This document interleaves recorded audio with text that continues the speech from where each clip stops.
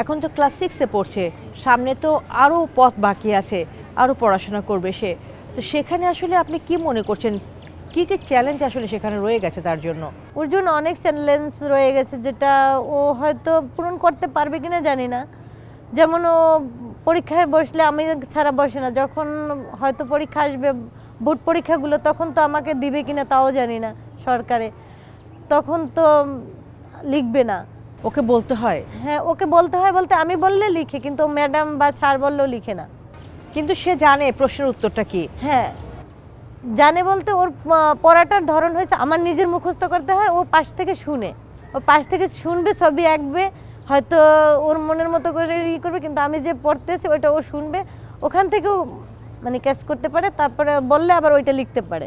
আপা, আপনাদের সন্তান মোট কতজন? আমার ছেলে মেয়ে 2 জন। মেয়ে বড়? হ্যাঁ, এক ছেলে এক মেয়ে, মেয়ে বড়, ছেলে ছোট। সে স্কুলে যায়? জি, কোন ক্লাসে পড়ে? ক্লাস 4-এ পড়ে।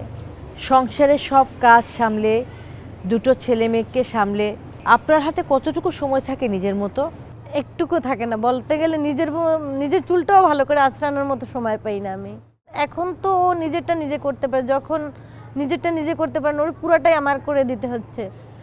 এখন হয়তো একটু একটু নিজেরটা নিজে করতে পারে, যেমন মনে করেন গোসল করাটা, ঠিক আছে, তারপরে বাথরুম ব্যবহার করাটা, এগুলো শিখাইছি, কিন্তু এখনও তো অনেক কিছুই পারে না, এটাও তো আমার করে দিতে হয়। ওর দৈনন্দিন কোন কাজগুলো মুনিয়া করতে পারছে না এই মুহূর্তে?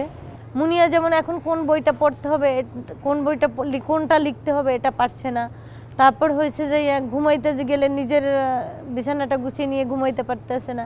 আর ঘুমাইতে গেলে ওর হয় কি, ও ক্রিকেটার মুশফিকুর রহিম ওনাকে খুব পছন্দ করে, ওর দুঃখ হলে ওই মুশফিকুর রহিমের সাথে সব প্রকাশ করে, ওর আনন্দ হলে ওর ছবিটা নিয়ে হাসবে, ওর সাথে গল্প করবে। ওর ওর বেস্ট ফ্রেন্ড বলতে ওই মুশফিকুর রহিমই।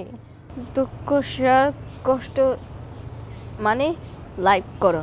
নিজে নিজে ভাত খেতে পারে? নিজে নিজে ভাত খেতে পারে, হাত দিয়ে খায় না, চামচ দিয়ে খেতে পারে, হাতে লাগলে সহ্য করতে পারে না।